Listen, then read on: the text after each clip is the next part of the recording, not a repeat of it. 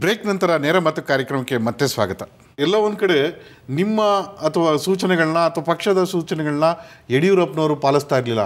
ಹಾಗೇನೆ ಯಡಿಯೂರಪ್ಪ ಅವ್ರನ್ನ ನೀವು ಭಾಳ ಗಂಭೀರವಾಗಿ ಪರಿಗಣಿಸ್ತಾ ಇಲ್ಲ ಪಕ್ಷದೊಳಗೆ ಅಂತ. ಅದು ಸರಿಯಲ್ಲ. ಯಡಿಯೂರಪ್ಪನವರು ನಮ್ಮ ಎಲ್ಲ ಸೂಚನೆಯನ್ನು ಪಾಲನೆ ಮಾಡುತ್ತಾ ಇದ್ದಾರೆ. ಅಂದರೆ ಪಕ್ಷದ ಸೂಚನೆಯನ್ನು ಮತ್ತು ಅತ್ಯಂತ ಪಕ್ಷದ ಈಗ ನಾವೇನು ತೀರ್ಮಾನವನ್ನು ತೆಗೆದುಕೊಳ್ತೀವಿ ಅವರ ಕನ್ಸಲ್ಟೇಷನ್ದಲ್ಲಿ ಅವರನ್ನು ಇಟ್ಟುಕೊಂಡೇ ನಾವು ತೀರ್ಮಾನ ತೆಗೆದುಕೊಂಡಿದ್ದೇವೆ. ಎರಡನೇದು ಯಡಿಯೂರಪ್ಪನವರ ಹಿರಿತನದ ಬಗ್ಗೆ, ಯಡಿಯೂರಪ್ಪನವರ ಲೀಡರ್ಶಿಪ್ ಬಗ್ಗೆ, ಯಡಿಯೂರಪ್ಪನವರ ಪಾಪ್ಯುಲಾರಿಟಿ ಬಗ್ಗೆ ಪಕ್ಷಕ್ಕೆ ಹೆಮ್ಮೆ ಇದೆ. ಯಡಿಯೂರಪ್ಪನವ್ರ ಮೇಲೆ ಒಂದಾದ ನಂತರ ಒಂದು ಕೇಸ್ಗಳನ್ನ ಹಾಕಿಸ್ಲಿಕ್ಕೆ ಪಕ್ಷದ ಕೆಲವರ ಕುಮ್ಮಕ್ಕಿದೆ. ಮುಖ್ಯಮಂತ್ರಿ ಸಿದ್ದರಾಮಯ್ಯನವ್ರ ಜೊತೆ ಕೆಲವು ನಾಯಕರು ಶಾಮೀಲಾಗಿದ್ದಾರೆ ಅಂತ. ನೋಡಿ, ಅದು ಅತ್ಯಂತ ಶುದ್ಧಾಂಗ ಸುಳ್ಳು. ಮುಖ್ಯಮಂತ್ರಿಗಳು ಯಡಿಯೂರಪ್ಪನವರ ಮತ್ತು ಭಾರತೀಯ ಜನತಾ ಪಾರ್ಟಿಯ ಮೇಲೆ ದ್ವೇಷದ ರಾಜಕಾರಣವನ್ನು ಮಾಡ್ತಾ ಇದ್ದಾರೆ. CAG ರಿಪೋರ್ಟ್ ಆಧಾರದ ಮೇಲೆ before going to the assembly, ಯಾವುದೇ CAG ರಿಪೋರ್ಟ್ ಅದು ಸೆಂಟ್ರಲ್ದಲ್ಲಿ ಇರ್ಬೋದು ಅಥವಾ ಸ್ಟೇಟ್ದಲ್ಲಿ ಇರ್ಬೋದು, ಪಾರ್ಲಿಮೆಂಟ್ಗೆ ಹೋಗ್ಬೇಕು, ಇಲ್ಲ ಅಸೆಂಬ್ಲಿಗೆ ಹೋಗಬೇಕು, ಅಲ್ಲಿಂದ ಟೇಬಲ್ ಆಗಬೇಕು, ಆ್ಯಕ್ಷನ್ ಟೇಕನ್ ರಿಪೋರ್ಟ್ ಆಗಬೇಕು. ಅದಾದ ನಂತರ PSCಗೆ ಹೋಗ್ತದೆ, ಪಬ್ಲಿಕ್ ಅಕೌಂಟ್ಸ್ ಕಮಿಟಿಗೆ ಹೋಗಬೇಕು. ಪಬ್ಲಿಕ್ ಅಕೌಂಟ್ಸ್ ಕಮಿಟಿಯಿಂದ ಮುಂದೆ ಯಾರಾದರೂ ತಪ್ಪಿತಸ್ಥರು ಅಂದರೆ ಬೇರೆ ಬೇರೆ ರೀತಿಯ ಕ್ರಮಗಳಿದ್ದಾವೆ. ಇದು ಬೇಸಿಕ್ ಆಗಿರುವಂಥ ಸಂಗತಿ. ಇದನ್ನೇ ಬಿಟ್ಟು ನೇರವಾಗಿ CAG ರಿಪೋರ್ಟ್ ಮೇಲೆ ಏನು ಕೇಸ್ ಹಾಕಿದ್ದಾರೆ. ಈಗಾಗಲೇ ಮಾನ್ಯ ಉಚ್ಚತಮ ನ್ಯಾಯಾಲಯ ಅದಕ್ಕೆ 3 ಪ್ರಕರಣಗಳಲ್ಲಿ ಮಾತ್ರ ಸ್ಟೇ ಕೊಟ್ಟಿದೆ, ಉಳಿದವು ಇದಾವೆ. ನೋಡಿ, ಅದರಲ್ಲಿ ಬೇಸಿಕ್ ಇರೋ ಕಂಟೆನ್ಷನ್ ಏನು ಪ್ರಕಾಶ್ ಅವರೇ? CAG ರಿಪೋರ್ಟ್ ಮೇಲೆ ನೇರವಾಗಿ ಹಾಕಿದ್ದಕ್ಕೆ ಅದು ಸ್ಟೇ ಆಗಿದೆ. ಹೀಗಾಗಿ ಇದು ದ್ವೇಷದ ರಾಜಕಾರಣ. ತಾವು ಇಲ್ಲಿ ಮಾತಾಡ್ತಾ ಇದ್ದೀರಿ, ಆದರೆ ಇದನ್ನು ದೊಡ್ಡ ದನಿಯಲ್ಲಿ ನಿಮ್ಮ ಪಕ್ಷ ವಿರೋಧ ಮಾಡಲಿಲ್ಲ ಅಂತ. ನೋಡಿ, ನಾವು ವಿಧಾನಸಭೆಯಲ್ಲಿ ಇದನ್ನು ವಿರೋಧ ಮಾಡಿದ್ದೇವೆ. PSCಯಲ್ಲಿ ನಾವು ಇದನ್ನು ಆನ್ ರೆಕಾರ್ಡ್ ಇದು ಸರಿಯಲ್ಲ ಅನ್ನುವ ರೀತಿಯಲ್ಲಿ PSCಗೆ ಬರಲಾರದೆ ಈ ರೀತಿ ಆ್ಯಕ್ಷನ್ಗಳು ನಡೀತಾ ಇರೋದ್ರ ಬಗ್ಗೆ PSCಯಲ್ಲಿಯೂ ಚರ್ಚೆ ಆಗಿದೆ. ತಾವು ಮುಂಬರೋ ಜಿಲ್ಲಾ ಪಂಚಾಯತಿ ಚುನಾವಣೆಗಳನ್ನ ಗಮನದಲ್ಲಿಟ್ಕೊಂಡು ರೈತ ಚೈತನ್ಯ ಯಾತ್ರೆಯನ್ನು ಮಾಡ್ತಾ ಇದ್ದೀರಿ. ಅದು 2-3 ಹಂತಗಳಲ್ಲಿ ಇಟ್ಕೊಂಡಿದ್ದೀರಿ ಸರ್. ತಪ್ಪಿಲ್ಲ, ಪಕ್ಷ ಒಂದು ಸನ್ನಿವೇಶವನ್ನು ರಾಜಕೀಯ ವಿಚಾರಗಳಿಗೆ ಬಳಸ್ಕೊಳ್ಳೋದ್ರಲ್ಲಿ ತಪ್ಪಿಲ್ಲ. ಆ ಒಂದು ಇದರಲ್ಲಿ ಯಡಿಯೂರಪ್ಪನವ್ರು ಹೋದ ಕಡೆ ಎಲ್ಲ ಭಾಳ ಅಪಾರವಾದ ಜನಸ್ತೋಮ ಸೇರ್ತಾ ಇದೆ, ಅವ್ರಿಗೆ ಬೆಂಬಲ ಸಿಗ್ತಾ ಇದೆ.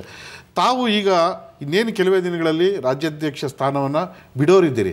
ತಾವೇನಾದ್ರು ಹೈಕಮಾಂಡ್ಗೆ ಶಿಫಾರಸು ಮಾಡ್ತಿದ್ದೀರಾ ಸರ್? ಯಡಿಯೂರಪ್ಪ ಅವ್ರನ್ನ ಆ ಸ್ಥಾನದಲ್ಲಿ ಏನಾದ್ರು ಪ್ರತಿಷ್ಠಾಪನೆ ಮಾಡಿ ಪಕ್ಷಕ್ಕೊಂದು ಚೈತನ್ಯ ಸಿಗುತ್ತೆ. ನೋಡಿ, ಫಸ್ಟ್ ನಾನು ಹೇಳೋದು, ಯಡಿಯೂರಪ್ಪನವರು ಪಾಪ್ಯುಲರ್ ಲೀಡರ್ ಅನ್ನೋದು ನಾವು ಒಪ್ಕೊಂಡಿದ್ದೇವೆ. ಎರಡೇ ಪ್ರಶ್ನೆನ ಮಾಸ್ ಲೀಡರು. ಆದರೆ ಅಟ್ ದಿ ಸೇಮ್ ಟೈಮ್ ನೀವು ನಿಮ್ಮ ಕ್ಲಿಪ್ಪಿಂಗ್ಸನ್ನು ನೋಡಿ. ಇವತ್ತು ಜನ ಯಡಿಯೂರಪ್ಪನವರ ಯಾತ್ರೆಗೂ ಹೋಗಿದ್ದಾರೆ, ಇನ್ನು ನಾವು ಯಾತ್ರೆ ಮಾಡಿದ್ವಿ, ಅಲ್ಲಿಯೂ ಬಂದಿದ್ದಾರೆ. ನಿಮ್ಮ ಕ್ಲಿಪ್ಪಿಂಗ್ಸೇ, ನನ್ನ ಕ್ಲಿಪ್ಪಿಂಗ್ ಬೇಡ, ನನ್ನ ಮಾತು ಬೇಡ, ನಿಮ್ಮ ಕ್ಲಿಪ್ಪಿಂಗ್ ತೋರಿಸಿ ನೀವು. ಎರಡೂ ಕಡೆ ಭಾಳ ದೊಡ್ಡ ಸಂಖ್ಯೆಯಲ್ಲಿ ಯಾಕೆ ಬಂದಿದ್ದಾರೆ ಅಂತಂದರೆ, ಒಂದು BJP ಮೇಲೆ ವಿಶ್ವಾಸ, ಎರಡನೇದು ಕಾಂಗ್ರೆಸ್ಸಿನ ರಾಜ್ಯ ಸರ್ಕಾರ ನಡ್ಕೊಳ್ತಿರುವಂತಹ ರೀತಿ. ಇದರ ಪರಿಣಾಮವಾಗಿ ಜನ ಇದರ ವಿರುದ್ಧವಾಗಿ BJPಯ ಪರವಾಗಿ ದೊಡ್ಡ ಸಂಖ್ಯೆಯಲ್ಲಿ ರೈತ ಚೈತನ್ಯ ಯಾತ್ರೆಯಲ್ಲಿ ಬಂದು ನಮ್ಮ ಸೇರಿದರು. ಈ ಪ್ರಶ್ನೆ ಕೇಳಿದ್ರ ಹಿಂದೆ ಇನ್ನೊಂದು ಉದ್ದೇಶ ಇದೆ ಸರ್.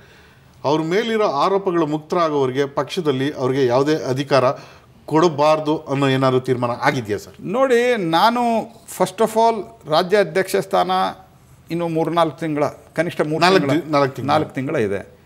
ಮತ್ತು ಅದನ್ನು ನಮ್ಮ ಪಕ್ಷದ ಹಿರಿಯರು ಸೂಕ್ತವಾದಂಥ ಸಂದರ್ಭದಲ್ಲಿ ಸೂಕ್ತ ತೀರ್ಮಾನ ತೆಗೆದುಕೊಳ್ತಾರೆ. ಯಾವುದೇ ರೀತಿಯಾದಂಥ ಪರ ಮತ್ತು ವಿರುದ್ಧದ ಯಾವುದೇ ತೀರ್ಮಾನಗಳು ಆಗಿಲ್ಲ.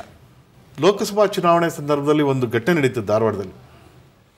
ಬೆಳಿಗ್ಗೆ ಪ್ರಮೋದ್ ಮತಾಲಿಕರನ್ನ ತಾವು ಪಕ್ಷಕ್ಕೆ ಸೇರಿಸ್ಕೊಂತೀರಿ, ಸಂಜೆ ಅಷ್ಟೊತ್ತಿಗೆ ಅವ್ರನ್ನ ಪಕ್ಷದಿಂದ ಆಚೆ ಓಡಿಸ್ತೀರಿ. ಅಲ್ಲ, ಅದು ಮುಗಿದು ಹೋದ ಅಧ್ಯಾಯ. ಅದರ ಬಗ್ಗೆ ನಾನು ಈಗೇನು, ಅಂದರೆ ಆ ಸಂದರ್ಭದಲ್ಲಿ ನಾವು ತೀರ್ಮಾನವನ್ನು ಸ್ಥಳೀಯವಾಗಿ ತೆಗೆದುಕೊಂಡಿದ್ವಿ. ನಮ್ಮ ರಾಷ್ಟ್ರೀಯ ನಾಯಕರು ಅದನ್ನು ಒಪ್ಪಲಿಲ್ಲ.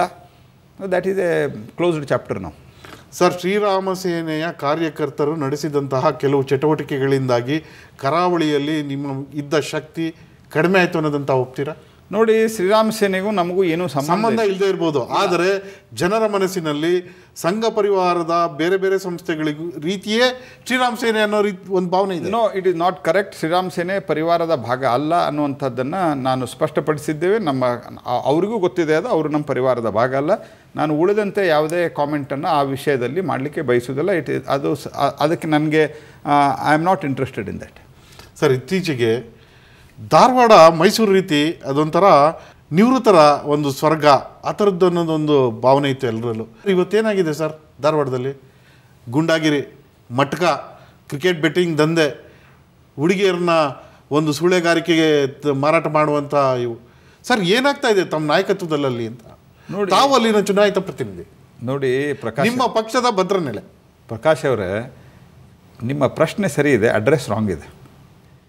ಲಾ ಆ್ಯಂಡ್ ಆರ್ಡರ್ ಯಾರ ಕೈಯಲ್ಲಿದೆ? One minute, let me complete. ಇಡೀ ರಾಜ್ಯದಲ್ಲಿ ಧಾರವಾಡದಲ್ಲಿ ಅಷ್ಟೇ ಇಲ್ಲ ಸ್ವಾಮಿ ಪ್ರಕಾಶ್ ಅವರೇ, ಇದು ಇಡೀ ರಾಜ್ಯದಲ್ಲಿ ಬೆಟ್ಟಿಂಗು. ಇತ್ತೀಚೆಗೊಬ್ಬ ಕಪಿಲ್ ಮೋಹನ್ ಅನ್ನೋ ಅಧಿಕಾರಿ ಸಿಕ್ಕಾಕೊಂಡ್ರು. ಇಲ್ಲಿ ಜಾರ್ಜ್ ಅವರ ಮೂಗಿನ ಕೆಳಗಡೆ ಏನು ನಡೀತಾ ಇದೆ?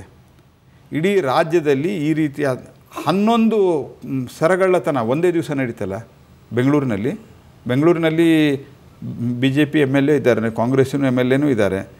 ಬೇಸಿಕಲಿ ಈ ರಾಜ್ಯ ಸರ್ಕಾರ ಯಾವಾಗ ಒಂದು ಮಾತನ್ನು ನಾನು ಹೇಳಿಬಿಡ್ತೇನೆ, ಯಾವ ರೀತಿ ಹಿಂದೆಲ್ಲ ರಾಜಾಶ್ರಯ ಪಂಡಿತರಿಗೆ ಇತ್ಯಾದಿ ಇರ್ತದಲ್ಲ, ನಾನು ಒಂದು ನಿಮಿಷ, ಕಳ್ಳ ಕಾಕರಿಗೆ ದರೋಡೆಕೋರರಿಗೆ ರಾಜಾಶ್ರಯವನ್ನು ಕೊಡುವಂಥ ಪಾರ್ಟಿ ಕಾಂಗ್ರೆಸ್ ಪಾರ್ಟಿ. ಹಾಡೇ ಹಗಲು ಬೆಳಿಗ್ಗೆ 8:15 ಹೊತ್ತಿಗೆ ಒಬ್ಬ ಹಿರಿಯ ಸಾಹಿತಿಯನ್ನು ಕೊಂದು ಹಾಕ್ತಾರೆ. ಇವತ್ತಿನ ತನಕ ಒಂದು ಕ್ಲೂ ಇಲ್ಲ ಸರ್ಕಾರಕ್ಕೆ. You call it a the policing and government.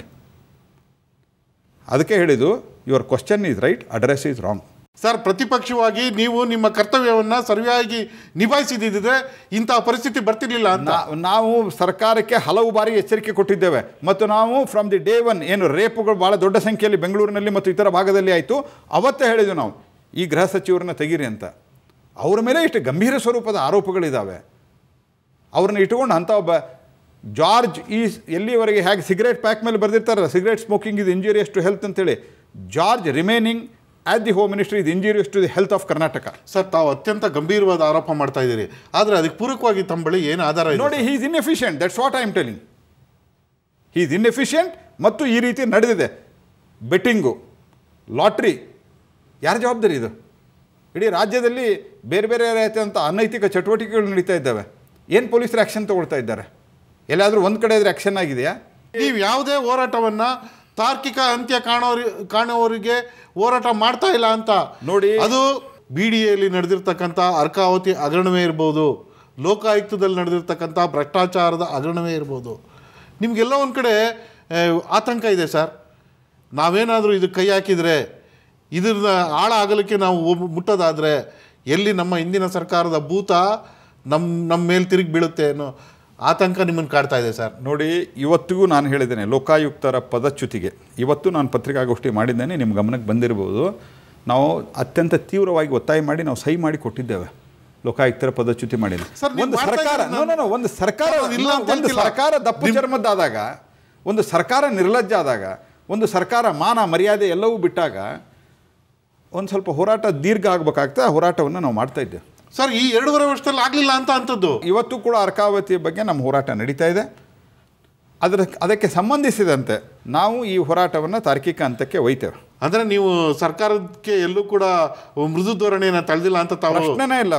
ಆ ಮೃದು ಧೋರಣೆ ತಳೆಯೋದಾಗಿದ್ದರೆ ನಾವು ಅಷ್ಟೆಲ್ಲ ಡಾಕ್ಯುಮೆಂಟ್ ಪ್ರಿಪೇರ್ ಮಾಡಿ ಅದನ್ನೆಲ್ಲ ಕೋರ್ಟಿಗೆ ಕೊಟ್ಟು, ಈಗ ನಾವು ಆ ಡಾಕ್ಯುಮೆಂಟನ್ನು ಎಲ್ಲ ಆಯೋಗ ಏನು ರಚನೆ ಮಾಡಿದ್ದಾರೆ, ಕೆಂಪಣ್ಣ ಆಯೋಗ, ಅದಕ್ಕೂ ನಾವು ಕೊಟ್ಟಿದ್ದೇವೆ.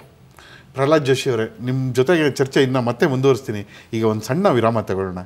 ಈಗ ಒಂದು ಬ್ರೇಕ್.